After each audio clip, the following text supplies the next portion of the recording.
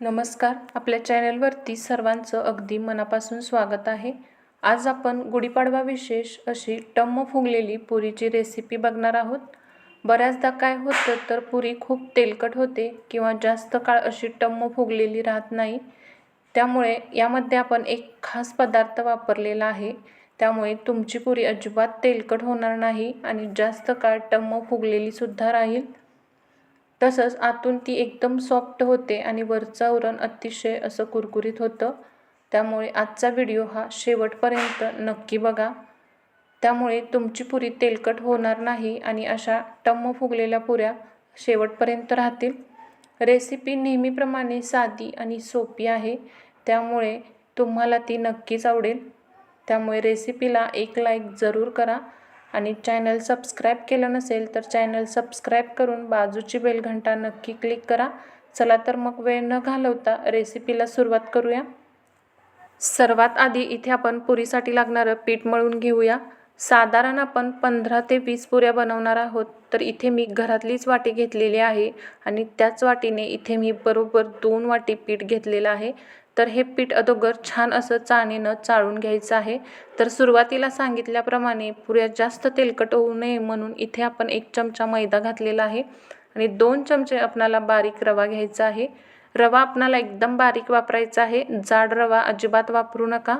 रव्यामुळे काय होतं तर जे वरचं आवरण आहे पुरीचं ते छान असं कुरकुरीत होतं. आणि यामध्ये आपल्याला तेलाचं मोहन घालायचं आहे. तुपाचं मोहन अजिबात वापरू नका.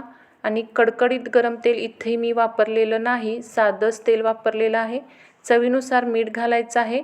आपण 2 वाटी गव्हाचं पीठ घेतलेलं होतं त्यासाठी 2 चमचे हे तेलाचं मोहन घेतलेलं आहे. जास्त तेलाचं मोहन वापरायचं नाही, नाहीतर पुऱ्या खूप जास्त अशा तेलकट होतात. तर इथे आपल्याला हे पीठ एकदम घट्ट असं मळायचं आहे. पाण्याचं सुद्धा इथे मी तुम्हाला अचूक प्रमाण सांगते. तर 2 वाटी गव्हाच्या पिठाला इथे मी 1 वाटी पाणी घेतलेलं आहे आणि हे पाणी थोडं थोडं करून आपणाला पिठामध्ये घालून पीठ आपणाला मळायचं आहे. आणि हे पीठ मळत असताना एकदम घट्ट आणि टाईट असा गोळा आपणाला मळून घ्यायचा आहे. तर थोडं थोडं पाणी घालत इथे मला बरोबर 1 वाटी आणि 2 चमचे पाणी हे पीठ मळण्यासाठी लागलेलं आहे. आणि हे पीठ जास्त असं सैल मळायचं नाही. जास्त सैल जर तुम्ही पीठ मळलं तर पुरी खूप जास्त तेलकट होते आणि तेल ही सुद्धा जास्त शोषून घेते. त्यामुळे पुरीसाठी जेव्हा पीठ मळाल ना तेव्हा घट्ट मळायचं आहे आणि हे पीठ 10 ते 20 मिनटं मुरवण्यासाठी ठेवून देऊया. 15 ते 20 मिनटं झालेली आहेत. पीठ छान व्यवस्थित असं मुरलेलं आहे. तर हे पीठ मी आता पोळपाटावरती काढून घेते. तर 1 चमचा तेलावर हे पीठ व्यवस्थित असं मळून घेऊया. इथे 1 चमचा तेल घातलेलं आहे पिठावरती आणि एकजीव असं हे करून घेऊया, म्हणजे आपल्या पुऱ्या देखील छान होतील. तर पोळपाटावरतीच याला मी छान असं मळून घेतलेलं आहे आणि लिंबूच्या आकारा एवढे आपणाला याचे गोळे तयार करून घ्यायचे आहेत. एकदाच गोळे तयार करून ठेवले की पुऱ्या लाटायला सुद्धा सोपं पडतं. तर इथे मी लिंबवाच्या आकाराचा एवढे याचे गोळे तयार करून घेणार आहे. तर आपला हा गोळा तयार झालेला आहे. सर्व गोळे मी इथे करून घेतलेले आहेत आणि ते एका भांड्यात काढून घेतलेले आहेत आणि वरून हलकंसं तेलाचा हात चोळायचा आहे, जेणेकरून पीठ आपलं सुकू नये आणि हे एकमेकाला चिटकून बसू नयेत. आणि एक गोळा यामधला काढून घ्यायचा आहे आणि पुरी आपणाला लाटून घ्यायची आहे. आता पुरी लाटताना सुद्धा पुरी एकदम पातळ लाटायची नाही. पातळ पुऱ्या जर लाटल्या तर त्या अजिबात फुगत नाही. त्यामुळे मध्यम जाडीच्या पुऱ्या आपणाला लाटून घ्यायच्या आहेत आणि लाटताना सुद्धा हलक्या हाताने आपणाला पुऱ्या लाटायच्या आहेत. जेव्हा हलक्या हाताने पुऱ्या लाटाल तेव्हा त्या टम्म फुगतात. त्यामुळे पुरी अजिबात जोर देऊन लाटायची नाही. आणि हे बघा, अजिबात जास्त जाडही नाही आणि जास्त पातळही नाही, मध्यम जाडीची पुरी ही लाटून घेतलेली आहे.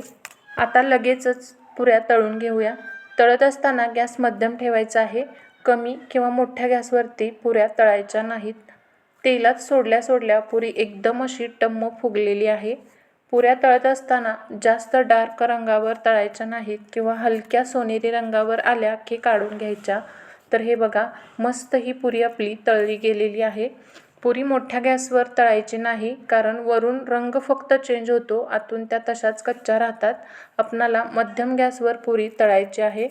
संपूर्ण पुऱ्या माझ्या इथे तळून तयार झालेल्या आहेत. मस्त अशा बराच काळ टम्म फुगलेल्या राहतात आणि तेलकटही अजिबात होत नाहीत. तर येत्या गुढीपाडव्याला मी सांगितलेल्या टिप्स आणि ट्रिक्स वापरून पुरीची रेसिपी नक्की ट्राय करा आणि कशी झाली हे कमेंट करून सांगायला विसरू नका. चॅनल सबस्क्राईब केलं नसेल तर चॅनल सबस्क्राईब करा आणि बाजूची बेल घंटा नक्की क्लिक करा.